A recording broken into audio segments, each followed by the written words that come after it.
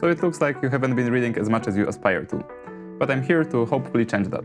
Last year I haven't been reading much, but this year I've managed to regain my passion for books, so I'm hoping to share some things that help me that might also help others. And if you're worried that you might have to change your entire lifestyle or change all of your habits and that I'm talking here about some sort of unachievable level, no, I've only been reading around 9 or 10 books this year, so this is just a bit above 1 book per month, so it's not a crazy tempo. I think it's very realistic for most people. So I want to share 5 things this year that have helped me read more books. Most of them are really simple, though there is one that might be very difficult depending on what's your current lifestyle, but it might also be the tip that will make the biggest change for you, just like it did for me. So starting with the first thing you can do is to pick a carry-on book. A carry-on book is just a normal book that you happen to carry with you pretty much everywhere. I've just wanted a fancy name for it. Of course, you don't have to carry it literally everywhere, but try to do it as much as possible. Put it in your backpack or your tote bag. If it's a really tiny version like this copy of Siddhartha, you can even fit it in your pocket. At least if you're a man and you happen to have men trousers that have way bigger pockets. I guess I'm lucky with this one.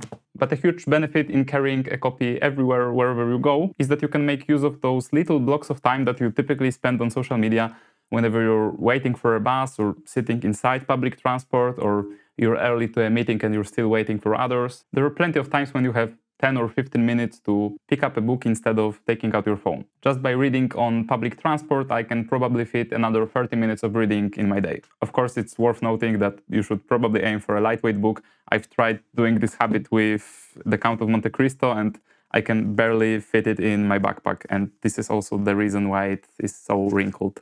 Unfortunately, I destroy books. I am a bad person, I know. But what if the problem for you isn't that you can't make space for reading? What happens when the book gets boring? What if you just really don't feel like reading? Well, what has helped me with that is reading 2 books in parallel. Just don't go above 2, because doing that might have the opposite effect.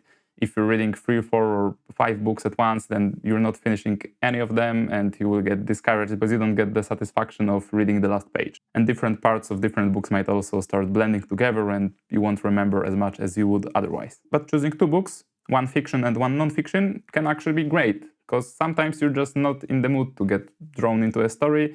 Sometimes you just want cold hard facts, maybe read some philosophy, and other times there will be moments that you want to get fully absorbed into a narrative, and that's when you reach for the fictional book. It's been going great for me. For example, I've been reading The Count of Monte Cristo for my fictional novel and the Tao Te Ching for the philosophy.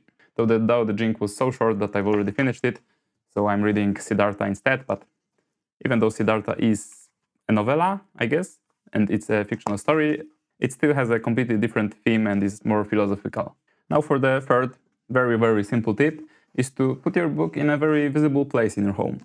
And this is especially helpful if you're just starting to build the habit.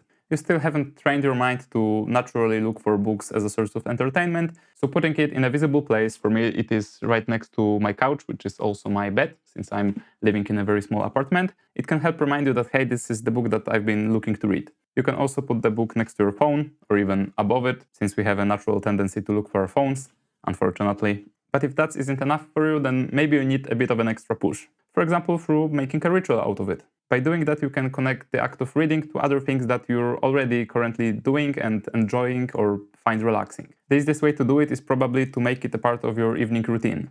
For example, you decide that at 10 p.m. you set alarms for the next morning, you turn off all screens, and then you start your typical evening routine. And this typical evening routine can be whatever you find relaxing and enjoyable.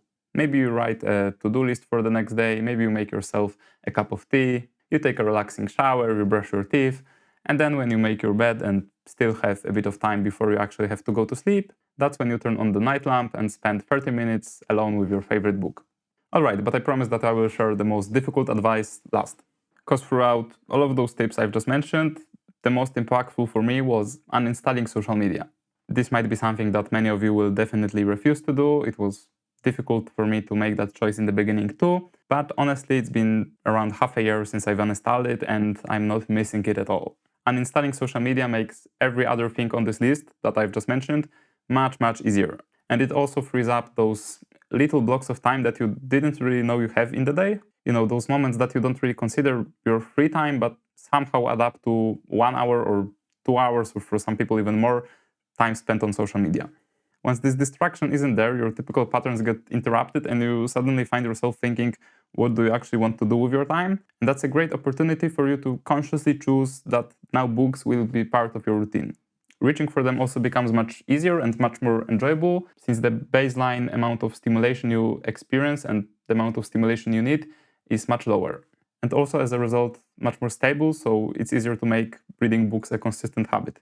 And also, books by their nature require focus, so if you're trained to focus only on 30-second videos, focusing for 30 minutes on words written on a page might be difficult to some. Of course, it's much easier if the book is really enjoyable, but it simply cannot compare with hyper-edited short-form video. As I mentioned at the beginning, yes, this is the most difficult change to make, but it is also the most impactful. I'm not saying you have to go completely offline, stay on Messenger, stay in touch with your friends, stay on Facebook so you can join events. But platforms focused around short-form content like Instagram or TikTok, they're not really doing much for you. People sometimes stick to arguments that, oh, they learn so much from it, or that they use short-form content to find inspiration, or that that's how you connect with people. But honestly, none of those arguments convince me. My life has been better in every conceivable way since I've deleted social media, both in terms of connection with others and also the things I'm learning and how much I can remember from the stuff I'm learning. And many of the things that I used to needlessly and pointlessly care about, or that I used to overthink constantly, don't have a space in my mind anymore. All of the things like who's where, who's doing what kind of life do I want to be living, all of that is out of the window, and I'm much better for it. So as a quick review of everything, tip number 1 was to carry a book with you, especially on public transport. Tip number 2 was reading 2 kinds of books in parallel. Typically, I advise to pick fiction and non-fiction. Tip number 3 was to place a book in visible places. Tip number 4 was to make an enjoyable ritual out of reading. And the final tip was deleting social media. You don't have to implement all of those 5. Those were simply the things that have worked for me and that I honestly recommend. But maybe you have your own solutions, maybe you will find your own way, maybe you will implement one of those things, maybe all. Let me know how it goes. And if you want to stay updated on what books I'm personally reading, what I find meaningful in them, and also other pieces of content that I don't share on YouTube, then those are some of the things I write about to my Substack subscribers. If you want to join, the link is in the description, and see you guys next time.